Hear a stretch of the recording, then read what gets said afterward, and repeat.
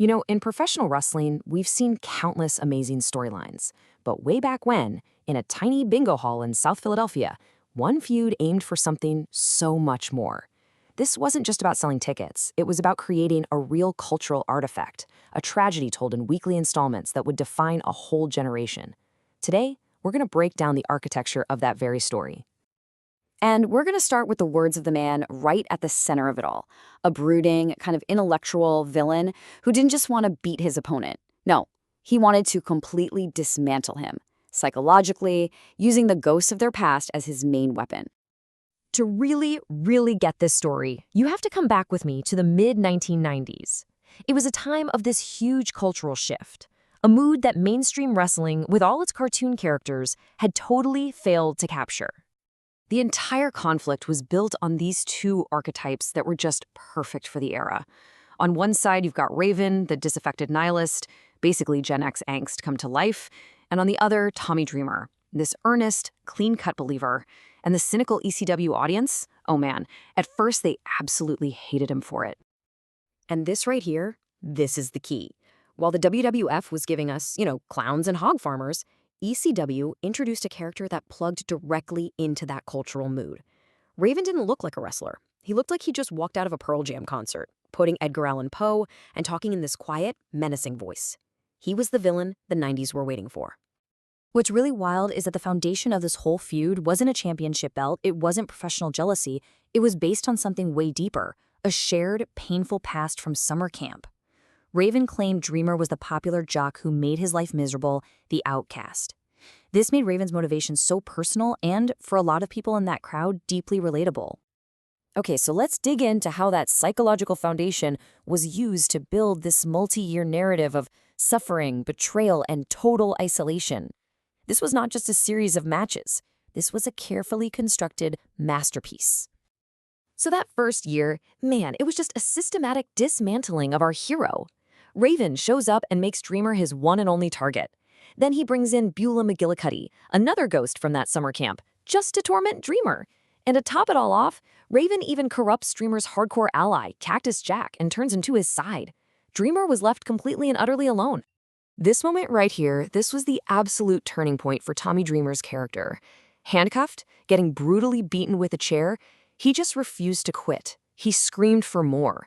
And that's what transformed him from a generic pretty boy into the innovator of violence, a guy whose superpower wasn't his strength, but his almost superhuman ability to endure pain. Just when you thought the story couldn't get any more complicated, they hit us with a total soap opera twist. Beulah, Raven's own valet, announces she's pregnant with Tommy's baby. Raven snaps and attacks her, and who makes the save? Tommy Dreamer. In one single moment, the hero and his female tormentor are united, and the whole feud shifts from personal revenge to protecting this weird, unconventional family. Now let's get into the most radical, most gutsy part of this whole story structure. A booking philosophy that just spit in the face of every conventional rule of pro wrestling. I mean, this was the central problem they had to solve, right? How do you keep an audience invested in a hero who never, and I mean never, gets a real win against his rival? How do you keep him credible when he's just constantly failing? The answer starts with this number: 1. For over 900 days, through dozens and dozens of violent matches, Tommy Dreamer officially beat Raven in a one-on-one match just once. And that one time, it wouldn't come until the very, very end. So, how did they do it? This is the genius part. They protected him even in defeat. They used these clever little tricks like the visual pin, where Dreamer would have the match won, but oh, the ref is knocked out. He'd get these moral victories, clearing the ring after the bell rang. He basically became a martyr, and the fans' desire to finally see him win grew into a complete obsession. And this is where it gets really deep psychologically. They weren't just simple opposites. They were mirror images of each other. They both used the same finishing move, the DDT. They both used that same crucifix taunt, even though it meant something totally different for each of them. They were two sides of the same coin, just locked in this brutal struggle.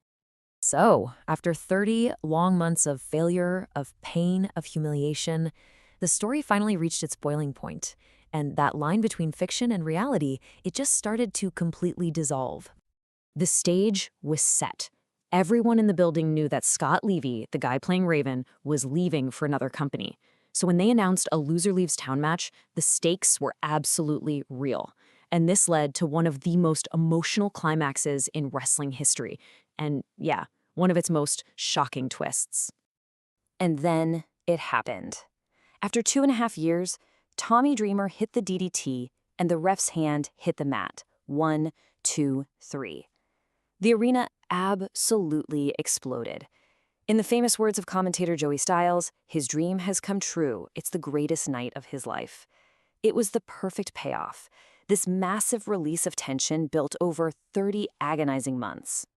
But we're talking about easy W here. And in the world of extreme championship wrestling, there was no such thing as happily ever after. I mean, literally seconds into his celebration, the lights went out. When they came back on, Dreamer was surrounded by new enemies, led by an invader from the WWF, the legendary Jerry the King Lawler. His greatest moment of triumph was immediately and violently stolen from him. And that shocking ending just hammered home the story's core theme. For a guy like Tommy Dreamer, the struggle is eternal. And as you can see here, when you stack it up against its more famous rivals, the narrative complexity, the thematic depth, and the discipline of the Raven Dreamer story, well, they were just in a class of their own. And believe me, the DNA of this feud is everywhere today. The deep psychological stuff in the CM Punk and MJF story, that comes directly from this playbook. The patience it takes for modern slow-burn sagas like The Bloodline, that was first tested right here. This story proved that a 2-year losing streak could actually build a bigger star than a winning one. So why does all this matter? Because that final image, Dreamer's ultimate victory immediately followed by his complete destruction, that perfectly sums up what professional wrestling is at its very core. It's about finding that one fleeting moment of glory in an endless, brutal war of attrition. And that, right there, is what makes this saga the medium's defining artistic achievement. To read the entire comprehensive analysis, the full article is on LuchaClick.com. This has been another Way to Real Disaster. Please like and subscribe.